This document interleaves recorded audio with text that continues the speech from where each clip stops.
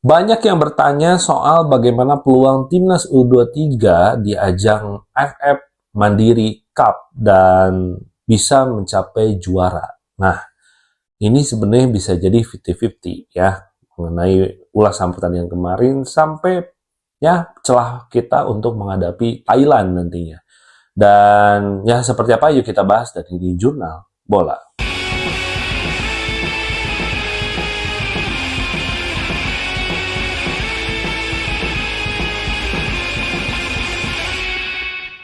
Ya, sebentar lagi timnas U23 Indonesia akan berhadapan dengan Thailand U23.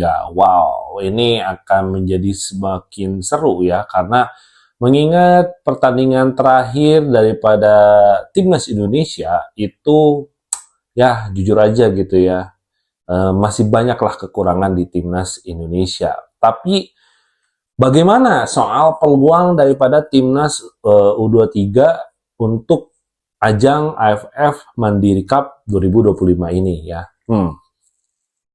Sebenarnya ketika timnas Indonesia masuk ke semifinal AFF Mandiri Cup 2025 ini gitu ya, gue melihat sebenarnya ya antara faktor luck dan technical itu 50-50 gitu loh. Ngerti nggak sih maksudnya? Jadi gue masih ngerasa banyak banget kekurangan yang bisa harusnya dibenahi gitu ya, ketika di ajang ini gitu loh. Karena wah, jauh lah kalau misalnya dari kata, menurut gue ya, dari kata standar itu jauh gitu. Tapi secara skill, secara teknik, sebenarnya kita itu kualitasnya nggak jauh-jauh juga dari Thailand, dari Vietnam. Itu nggak terlalu jomplang lah gitu ya. Tapi eh, kalau kita bicara masalah visi bermain, kalau kita bicara masalah strategi gitu ya, implementasinya seperti apa. Nah, ini timnas Indonesia bisa dikatakan eh, ya masih inilah jauh lah dari dua negara Vietnam dan juga Thailand gitu. Namun bagaimana peluang kedepannya? Kalau lihat dari pertandingan Vietnam U23 kemarin ya, yang istilahnya mereka kan tergabung dalam grup B ya, Vietnam, Kamboja, Laos ya, Kamboja tuh Kamboja mungkin ya. Nah, dari dua pertandingan ya menghasilkan sapu besi, dalam artian Vietnam menang di dua pertandingan itu ya, Kamboja dan Laos ya Laos lah gitu ya, namanya juga Laos gitu. Kamboja sekarang memang katanya ada sedikit peningkatan di timnasnya, tapi gold fieldnya itu sekitar 5 gol, which is ya oke juga nih Vietnam gitu. Di grup C itu ada Thailand, Myanmar, dan Timor Leste. Pertandingan di grup C, Thailand menghasilkan satu menang, satu draw ya. Kayaknya kalau nggak salah drawnya lawan apa nih? Kalau nggak salah kita lihat dulu. Kalau nggak salah Thailand itu drawnya lawan Myanmar. Oke, lawan Myanmar. Dan menurut gua ya tetap aja gitu ya, Thailand is Thailand, punya kualitas gitu ya. Jadi kita juga harus hati-hati untuk menghadapi Thailand nantinya gitu loh. Dan yang menjadi harapan gua sebenarnya adalah bagaimana kalau bicara peluang masalah timnas Indonesia di AFF ini gitu ya. Kalau misalnya visi bermain belum terbentuk, strategi juga masih banyak yang harus diimplementasi, istilahnya banyak yang harus dibenahi gitu ya. Menurut gua satu sih, percaya sama kualitas gitu loh. Kalau menurut gua pribadi, harusnya timnas U23 ini tuh, karena Gerard Van der Berg itu kan bermainnya itu, pola strateginya itu Eropa banget ya, penguasaan bola, tipikalnya menyerang gitu ya.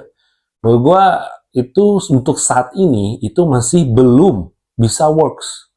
Makanya menurut gua ini harusnya bisa diserahkan ke para pemain. Dalam artian pemain ini tuh limit sekarang tuh seperti apa sih gitu loh.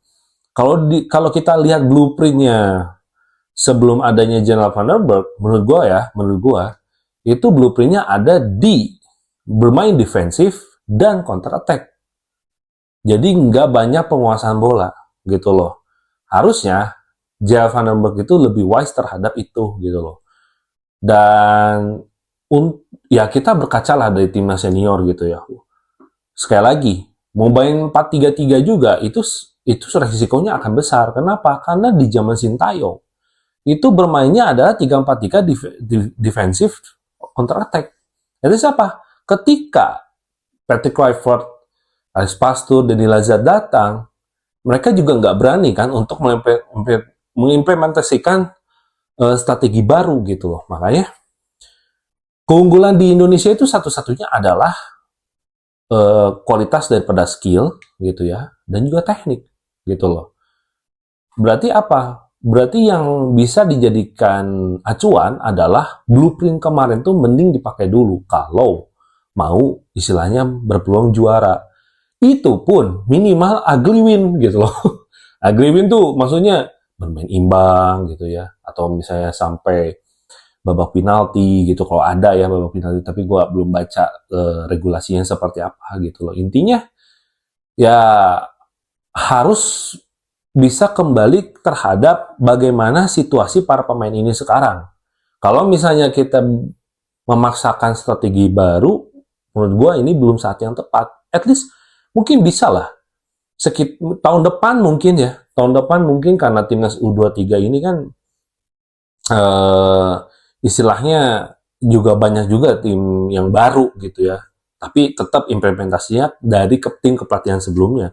Jadi menurut gue banyak yang bisa harus kita benahi, dan mungkin nih jangkanya akan jangka panjang karena waktu itu juga Sintayong juga nggak sebentar gitu ya, butuh sekitar 4 tahun baru bisa ya progresnya dilihat gitu loh. Jadi ya balik lagi, tapi kita juga sebagai supporter, sebagai pendukung daripada timnas kita itu jangan menganggap bahwa pelatih pun tukang sulap gitu loh ya.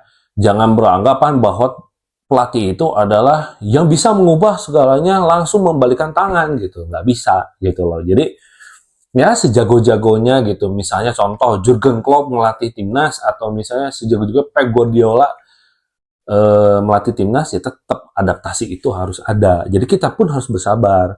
At least kalau misalnya timnas Indonesia ini sekarang nggak juara, ya nggak apa-apa gitu loh. Maksudnya ini hanya menjadi ajang untuk melihat bagaimana potensial pemain, terus penerapan strategi, dan juga bagaimana penyusunan blueprint ke depan itu seperti apa. Itu seperti itulah. Tapi gue sedikit ada masukan untuk federasi kita gitu ya. Coba lebih dipikirkan lagi gitu ya, daripada nambah 11 pemain asing, menurut gue pribadi ya, mending dipikirin lagi untuk membuat tim satelit ya. Tim satelit itu maksudnya gimana kalau misalnya kita itu timnas U23-nya ya, at least umur 18 sampai 23 lah contoh, itu dibikin satu klub dan bermain di Liga 1. Gitu loh. Ada pemain asingnya, ada, tapi nggak sampai 11 juga. At least apa? At least untuk bisa, ini kan tujuannya nggak ngejar juara gitu, tapi menurut gua ini bisa melihat dari segi bagaimana implementasi strategi, ya. Misalnya pelatihnya ya Jaya Vandenberg aja, nggak apa-apa gitu loh. Atau misalnya contoh untuk bisa pembentukan blueprint gitu loh. Jadi pemain timnas U23 ini udah terbiasa mendapatkan jam terbang bermain, dan juga implementasi atau adaptasi secara terstruktur oleh pelatih sekarang, yaitu Jaya Vandenberg. Menurut gue pribadi ya, karena dibanding nambah 11 pemain asing, menurut gue lebih make sense untuk bikin itu gitu loh. Negara-negara yang bikin kayak gini tuh udah banyak gitu. Salah satunya apa? Uzbek. Kita lihat dengan strategi ini Uzbek bisa lolos ke Piala Dunia. Dan kita juga harus hati-hati loh sama Singapura. Kenapa? Singapura pun sekarang bikin tim satelitnya timnas U23 yang bermain di liga gitu. Walaupun memang gitu ya, di liganya klubnya sedikit, terus juga nggak se-hype Liga Indonesia gitu ya. Tapi kan mereka satu punya fulus, dua mereka bisa membuat sistem seperti apa aja gitu loh, dan mereka bisa membuat sebuah sistem yang sangat baik menurut gue pribadi ya. Makanya Dibanding bikin regulasi 11 pemain, kenapa nggak bikin tim satelit U23 gitu loh. Jadi ini bukan ngejar menang atau kalah, tapi ini lebih kepada daripada membuat si pemain ini tuh bisa lebih banyak jam terbang, pelatih juga lebih lama untuk mengimplementasikan strategi gitu loh. Terus juga nanti ada regenerasi juga gitu ya. Ya, dan bisa apa ya, terbiasa untuk melihat bagaimana untuk membaca atau reading the game gitu. Contoh misalnya, oh ternyata kalau misalnya lawan Persib ini harus begini. Oh misalnya nanti lawan Madura United gitu ya, ini seperti ini gitu loh. Lawan PSM Yogyakarta kayak gini, dan intinya ya butuhlah jam terbang gitu loh ya, daripada punya regulasi U23 yang main ya, yang masuk DSP 5 yang main cuma satu gitu ya, mending bikin itu. Atau misalnya regulasi 11 asing, menurut gua ya gitu ya, menurut gua 8 juga udah kebanyakan, apalagi bikin 11 gitu loh. Terus nanti pemain mudanya dikasih jam terbangnya mau kayak gimana lagi gitu ya, nggak akan cukup gitu loh. Oke, jadi mungkin segitu aja dari gua. Terima kasih yang udah nonton. Coba tulis di kolom komentar, kalian setuju nggak dengan ide atau pendapat gua soal pembentukan klub timnas U23 di Liga 1 atau di Super League ya. Ya, tinggal tulis di kolom komentar, jangan diem-diem baik gitu. Oke. Jangan lupa untuk like, komen, dan subscribe channel ini. Tonton terus channel Mas Jurnal di episode Jurnal Bola.